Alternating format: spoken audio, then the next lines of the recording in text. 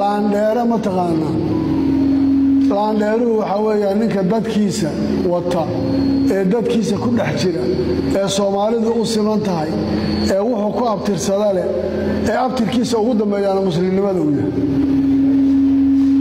laangaab waxa la yiraahdaa ninka yiraahdo reer hebel baan ahay ee ood yar intuu soo xidho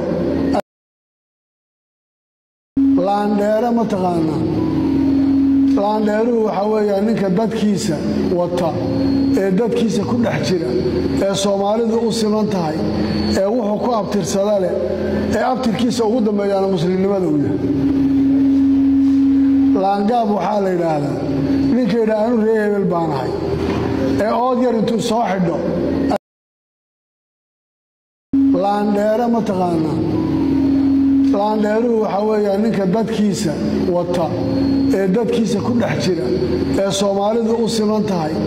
ee wuxuu ku abtirsada leh ee abtirkiisa ugu dambeeyana muslimnimada u yahay laangaab waxa la yiraahdaa ninka yiraahdo reer hebel baan ahay ee ood yar intuu soo xidho